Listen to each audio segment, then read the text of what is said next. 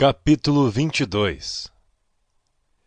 Estava, pois, perto a festa dos ázimos, chamada a Páscoa, e os principais dos sacerdotes e os escribas andavam procurando como o matariam, porque temiam o povo. Entrou, porém, Satanás em Judas, que tinha por sobrenome Iscariotes, o qual era do número dos 12, e foi e falou com os principais dos sacerdotes e com os capitães, de como lhe entregaria, os quais se alegraram e convieram lhe dar dinheiro. E ele concordou, e buscava oportunidade para lhe entregar sem alvoroço. Chegou, porém, o dia dos ázimos, em que importava sacrificar a Páscoa. E mandou a Pedro e a João, dizendo: Ide, preparai-nos a Páscoa, para que comamos. E eles lhe perguntaram: Onde queres que a preparemos? E ele lhes disse: Eis que quando entrardes na cidade, encontrareis um homem, levando um cântaro de água, segui-o até a casa em que ele entrar. E direis ao pai de família da casa: O mestre te diz, onde está o aposento em que hei de comer a Páscoa com os meus discípulos? Então ele vos mostrará um grande cenáculo mobilado. Aí fazei preparativos. E indo eles, acharam como lhes havia dito, e prepararam a Páscoa. E chegada a hora, pôs-se à mesa, e com ele os 12 apóstolos. E disse-lhes: Desejei muito comer convosco esta Páscoa, antes que padeça. Porque vos digo que não a comerei mais, até que ela se cumpra no reino de Deus.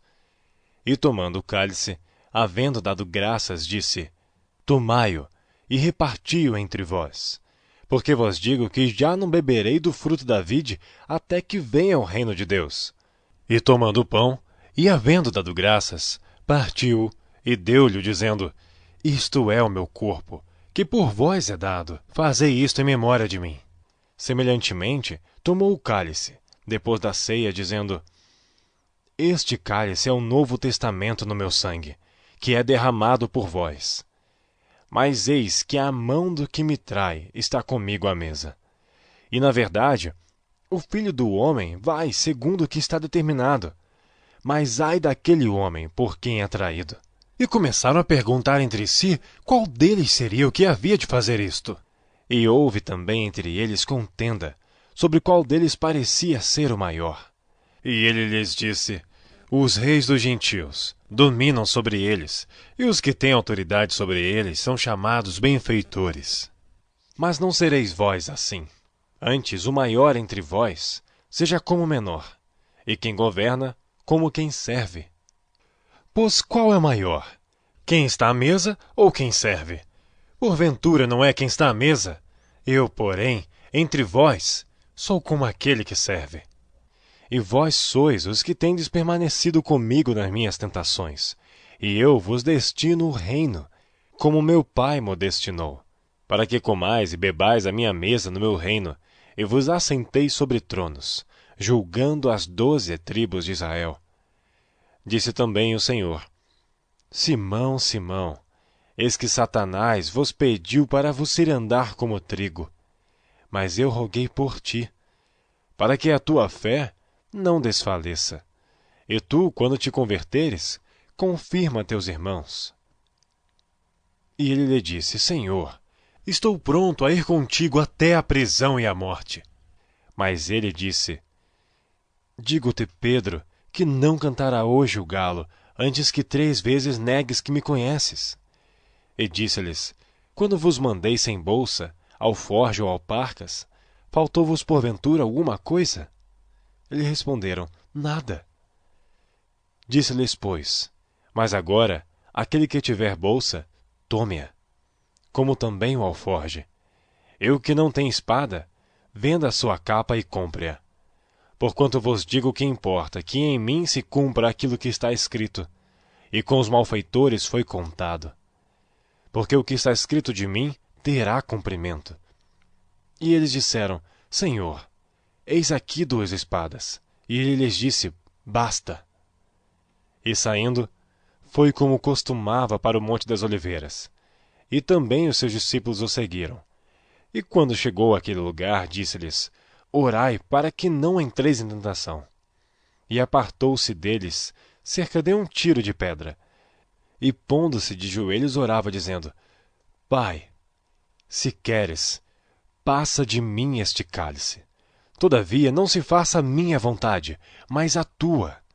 E apareceu-lhe um anjo do céu, que o fortalecia. E, posto em agonia, orava mais intensamente, e o seu suor tornou-se em grandes gotas de sangue que corriam até o chão.